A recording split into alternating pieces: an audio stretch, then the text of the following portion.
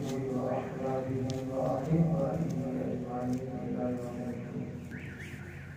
أما بعد،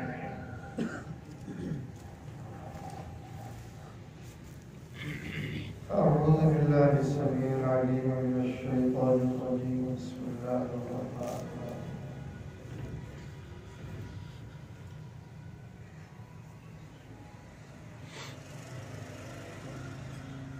ألم نشرح لك صدرك ووضعنا عنك وزرك الذي أنقض ظهرك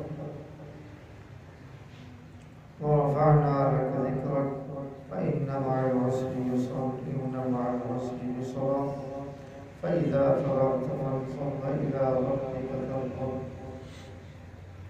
صدق الله العظيم. إن الله وملائكته يصلون على النبي يا أيها الذين آمنوا صلوا عليه وسلموا تسليما. اللهم صل على سيدنا ومولانا محمد وعلى آل سيدنا ومولانا محمد وبارك وسلم عدد ما خلق من شيء.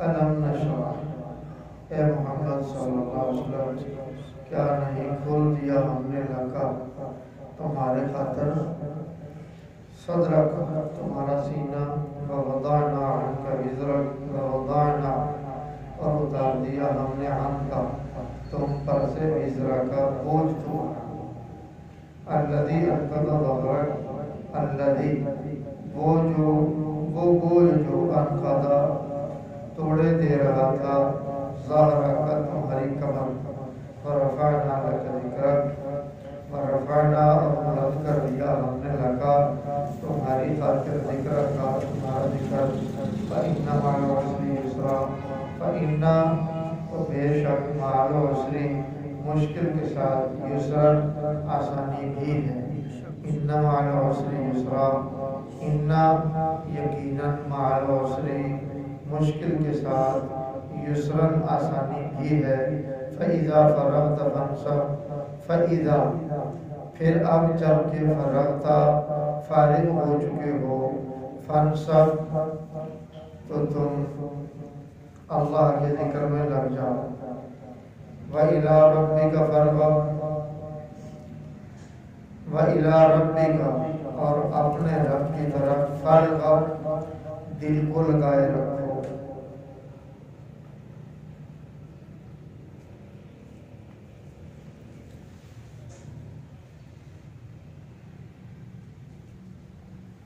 حضور سید عالم صلی اللہ علیہ وسلم کے ذکر پاک کو ورفعنا لک ذکرک اللہ تعالیٰ نے بہت بلند فرمایا. حضرت ابو سعید خدری رضی اللہ تعالیٰ عنہ اس کے راوی ہیں کہ حضور سید عالم صلی اللہ علیہ وسلم نے ارشاد فرمایا آتانی جبریل علیہ السلام جبرائیل علیہ السلام میرے پاس آئے اور انہوں نے مجھے یہ ذکر کیا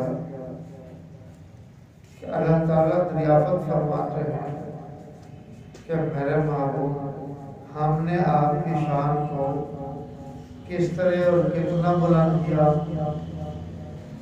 حضور سید عالم صلی اللہ علیہ وسلم فرماتے ہیں اللہ تعالیٰ اعلم اللہ تعالیٰ خوب اچھی طرح سمجھتے ہیں کہ انہوں نے کیا بلند کیا ہے اور کتنا بلند کیا ہے.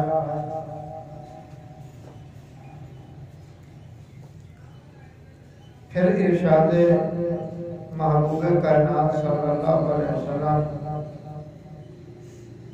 یہی ہوا کہ اللہ تعالیٰ ارشاد فرما رہے کہ میرے ذکر کے ساتھ تیرا ذکر بھی ہوگا، جہاں میرا ہوگا تیرا بھی ہوگا۔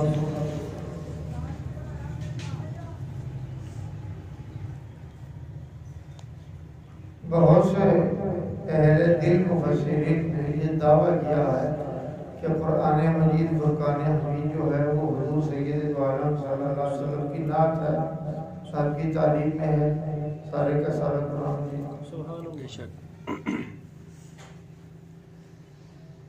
اگرچہ یہ دعویٰ تو آسان ہے، ثابت کرنا کافی دشوار ہے۔ اس کی کوئی چند باتیں تفصیلاً میں آپ کے دیتا ہوں۔ مثلا قرآن مجید میں سب سے پہلے سورۃ فاتحہ رکھی گئی ہے اور ہر نماز میں یہ سورت پڑھی جاتی ہے۔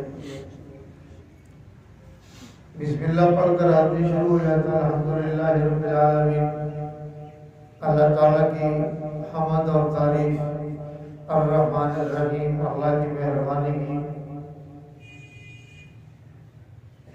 مالک یوم الدین اللہ کی ملکیت کا ذکر، ایاک نعبد و ایاک نستعین، اللہ تعالیٰ کی عبادت، اللہ سے عبادت میں مانگنے کا رجحان، پھر اہدنا الصراط المستقیم، سیدھے راستے پر چلنے والوں کی امام الانبیاء صلی اللہ علیہ وسلم ہے، آپ ہی کے ذریعے ہدایت اتری ہے اور اسی کے ذریعے ہمیں رہنمائی ملتی ہے۔ گویا کہ اہدنا الصراط المستقیم کا جو مطالبہ کیا ہے تو نعت مصطفیٰ خود کو خود ظاہر ہو گئی کہ صراط الذین انعمت علیہم، وہ لوگ جن پر اللہ تعالیٰ کا انعام اترا اور اس میں امام الانبیاء صلی اللہ علیہ وسلم اولی ہیں۔ اور ویسے صراط الذین انعمت علیہم کی ایک تفسیر قرآن مجید کی دوسری آیت سے کی گئی ہے، وَمَن يُطِعِ اللَّهَ وَالرَّسُولَ فَأُولَٰئِكَ مَعَ الَّذِينَ أَنْعَمَ اللَّهُ عَلَيْهِم مِّنَ النَّبِيِّينَ وَالصِّدِّيقِينَ وَالشُّهَدَاءِ وَالصَّالِحِينَ وَحَسُنَ أُولَٰئِكَ رَفِيقًا۔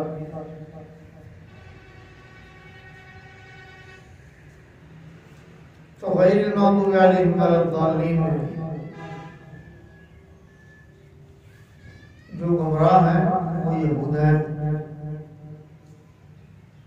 ولا الضالین جو اہل غضب ہیں ان کا حال بھی اشکارا ہے، غضب والا بھی اشکارا ہے۔ تو معلوم ہوا کہ امام الانبیاء صلی اللہ علیہ وسلم کی ذات تو خود معلوم ہو گئی، اور پھر اس سے آگے بڑھ کر اگر دیکھا جائے کہ قرآن کا نزول کس ذات گرامی پر ہوا ہے تو وہ آمنہ کا لال عبداللہ بچار سید الاولین والآخرین صلی اللہ علیہ وسلم کی ذات گرامی ہے۔ اگر نعت یوں سمجھ میں آتی ہے تو پہلے آپ کو پہچانیں گے تو پھر قرآن کا پتہ چلے گا، پھر اللہ کی ربوبیت معلوم ہوگی، اللہ کا مہربان ہونا معلوم ہوگا، اللہ کا مالک ہونا معلوم ہوگا، اللہ کی عبادت معلوم ہوگی۔ تو اب مزہ آیا نا، صراط الذین انعمت علیہم۔ اب یہ اس نے راہ مانگا ہے تو راہ بڑا جاندار ہے، صراط الذین انعمت علیہم، ان لوگوں کا راہ جن پر اللہ تعالیٰ کی مہربانی اور انعام برسا ہے۔ تو کون لوگ ہیں؟ وہ حضرات انبیاء علیہ السلام کی جماعت ہے، اور حضرات انبیاء علیہ السلام کے سردار کون ہیں؟ امام الانبیاء صلی اللہ علیہ وسلم کی ذات گرامی ہے۔ تو اسی طرح آپ قرآن میں جتنا غور کرتے چلے جائیں گے، پڑھتے چلے جائیں گے، حیران ہوتے چلے جائیں گے کہ جا بجا حضور سید عالم صلی اللہ علیہ وسلم کی نعت مبارکہ اشکارا ہے۔ مثال کے طور پر اگلی سورت بقرہ شروع ہو رہی، الف لام میم ذالک الکتاب لا ریب فیہ، اس کتاب میں کوئی شک نہیں۔ تو کتاب میں جب شک نہیں تو پھر نبوت میں بھی تو شک نہیں ہے نا، پہلے نبی میں شک نہیں ہوگا تو پھر کتاب میں بھی شک نہیں ہوگا۔ اگر معاذ اللہ نقل کفر کو ورنہ باشد نبوت کی ذات میں شک ہوگا پھر قرآن میں تو پہلے ہوگا، جس ذات گرامی پر قرآن اترا ہے جب اسی میں شک و شبہ نہیں ہے تو نبی کی نبوت میں بھی شک و شبہ نہیں ہے۔ معلوم ہوا نعت مصطفیٰ تو ہو گئی پھر ذالک الکتاب لا ریب فیہ، یہ جو کتاب ہے اس میں کوئی شک نہیں، کوئی شبہ نہیں، لا ریب فیہ۔ ہدی للمتقین، الذین یؤمنون بالغیب ویقیمون الصلاۃ ومما رزقناہم ينفقون. یہ ساری راہ بتائی کس کے ذریعے جا رہی؟ امام نبی صلی اللہ علیہ وسلم کے ذریعے بتائی جا رہی. نماز پڑھنے کا حکم حضور صلی اللہ علیہ وسلم کے ذریعے مل رہا ہے نا. ومما رزقناہم ينفقون تو ہی ہوگا کہ انہی کے ذریعے اللہ تعالیٰ رزق برسا رہے ہیں. بعض لوگوں کا خیال یہ ہے وہ دعویٰ کرتے ہیں ہم اپنی قسمت کھا رہے ہیں. بات تو یہ بھی درست ہے کہ آپ اپنی قسمت کھا رہے ہیں، لیکن آپ کی قسمت بنی کب؟ کس کے ذریعے آپ کی قسمت بنی ہے؟ تو امام الانبیاء صلی اللہ علیہ وسلم کی ذات گرامی کو اللہ نہ بھیجتے تو یہ زمین و آسمان کی جہانی نہ ہوتا، تو پھر آپ کی قسمت کہاں ہوتی؟ آپ کہاں ہوتے؟ تو معلوم ہوا قسمت جن کے ذریعے بنی ہے ان کی آمد کی وجہ سے اللہ تعالیٰ نے سارا کچھ بنا دیا ہے، تو پھر آپ بھی ان کی وجہ سے بنے ہیں. تو قسمت بھی قصہ میں اگر نے خود ہی لکھی ہے، آپ نے تو وہ بھی نہ بنے. اللہ اکبر. تو ہدی للمتقین، ہدایت متقین کے لیے اللہ تعالیٰ نے الذین یؤمنون بالغیب، جو ایمان لائے ہیں غیب پر، یعنی بن دیکھے ایمان لے آئے. ویقیمون الصلاۃ، وہ نماز قائم بھی کرتے ہیں اور ان کے ذمہ زکات بھی ہے، وہ اپنے مال میں سے روزی بھی دے رہے ہیں، غریبوں کو پورا بال کے ہاتھ پر بھی رکھ رہے ہیں. تو معلوم ہوا یہ ساری کی ساری جتنی نعمتیں برسی ہیں یہ حضور صلی اللہ علیہ وسلم کی بدولت آئی ہے. تو جنات مبارکہ تو آپ کی ثابت ہو.